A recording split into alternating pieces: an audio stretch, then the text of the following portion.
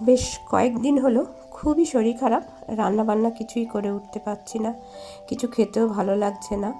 সাধারণ খাবারগুলোকে তাই একটু অন্য রকম করে আমি তৈরি করে নিচ্ছি। রং বেরঙের সবজি দিয়ে ভাতটাকে ভেজে নিয়েছি আমি। গাজর, বিনস, কড়াইশুঁটি নিয়েছি। এটা আমি একটু ভাতের সাথে ভাজা ভাজা করে নেব।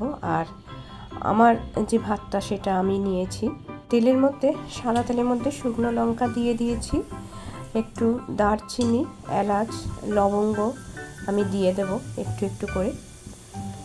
বাড়ির লোকেরা আমাকে হেল্প করছে, আর আমার রিলেটিভ আছে, তারাও আমাকে খাবার পাঠিয়ে দিচ্ছে। তো তারই মাঝে আমি এটা একটু করে নিয়েছি।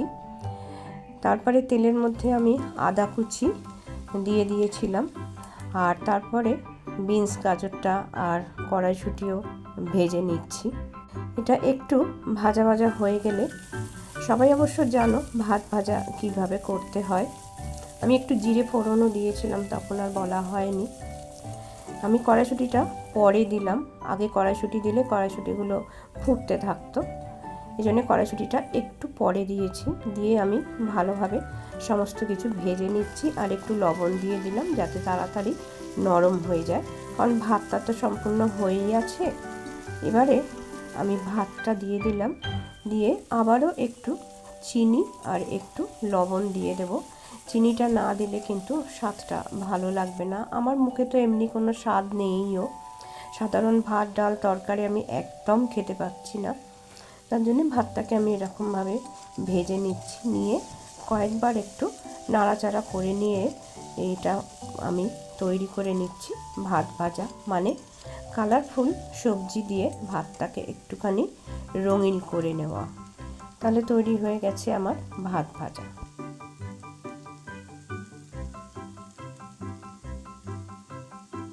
এবার পাউরুটি দিয়ে উপমা একদিন করেছিলাম।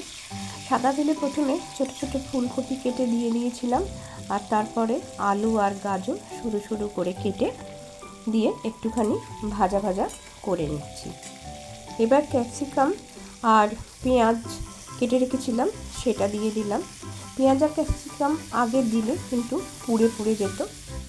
তারপরে একটু চীনাবাদামও আমি দিয়ে মিশিয়ে নিলাম। এবারে পাউরুটিটাকে ছুরি দিয়ে সমান সমান ছোট্ট ছোট্ট টুকরো করে আমি কেটে নিয়েছি, নিয়ে ওই ভাজিটার সাথে আমি পাউরুটির টুকরোগুলোকে মিশিয়ে নিলাম।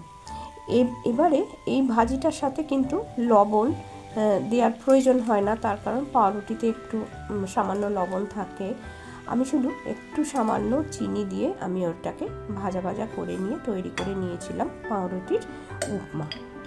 পাউরুটিও এমনি বাটার দিয়ে বা এমনি কোনো কিছু দিয়ে, দুধ ফুট দিয়ে খেতে ভালো লাগছে না বলে আমিও এটা আমার নিজের জন্য তৈরি করে নিয়েছিলাম, সবজি দিয়ে, চীনাবাদাম দিয়ে পাউরুটি উপমা।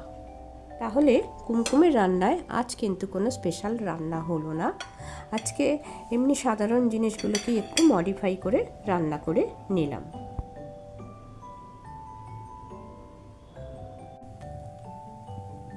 এবারে কেশর দিয়ে সিমাইয়ের পায়েসটা দেখাই। কেশর দিয়ে কিছুক্ষণ দুধটা ফুটিয়ে নেওয়া হয়েছে, বেশ খানিকটা দুধ, মোটামুটি দুধের পরিমাণটা এই 500 মতোই ছিল।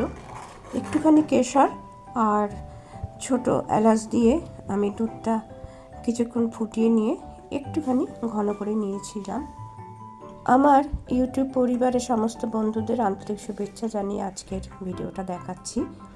এবারে রোস্টেড সিমাই ছিল, রোস্টেড সিমাই দিয়ে আমি এই দুধটাকে সিমাইয়ের সাথে আমি 8 মিনিট ফুটিয়েছি। 8 মিনিট ফোটাবার পরে আমি এখানে একটু নতুন গুড়ের পাটালি দিয়েছিলাম। নতুন গুড়ের পাটালি দেওয়ার পরে আমি গ্যাসের ফ্লেমটাকে অফ করে দিয়ে বেশ কিছুক্ষণ চাপা দিয়ে রেখেছিলাম। রাখার পরে সেটা কিন্তু 10 মিনিট বাদে আমি ঢাকা খুলে এটা কিন্তু সিমইয়ের পায়েস তৈরি হয়ে গিয়েছিল। তাহলে আজকের এই ভিডিওটা তোমাদের কেমন লাগলো আমাকে কিন্তু অতি অবশ্যই কমেন্ট করে জানাবে। তোমাদের কমেন্ট পেলে আমার কিন্তু ভীষণ ভালো লাগবে, আমিও কিন্তু উৎসাহ পাবো আর নতুন নতুন রান্না তৈরি করে তোমাদের দেখাবার। নতুন গুড়ের পাটালি দিয়ে সিমাইয়ের এই পায়েসটা কিন্তু অসাধারণ হয়েছিল। তারপর আমার গাছের অ্যালামান্ডা ফুল ছিল, তার পাপড়ি দিয়ে আমি পায়েসটাকে সাজিয়ে নিয়েছিলাম। শরীর খারাপের ফাঁকে ফাঁকে যখন আমি উঠতে পেরেছি, তখন ছোট ছোট টুকরো টুকরো এই রান্নাগুলো আমি করে নিয়েছিলাম। সেগুলোই তোমাদের সাথে শেয়ার করতে খুব ইচ্ছা হলো। তাহলে ভিডিওটা আজকের মতো শেষ করলাম। সবাই ভালো থেকো, সুস্থ থেকো, আনন্দে থেকো। ধন্যবাদ।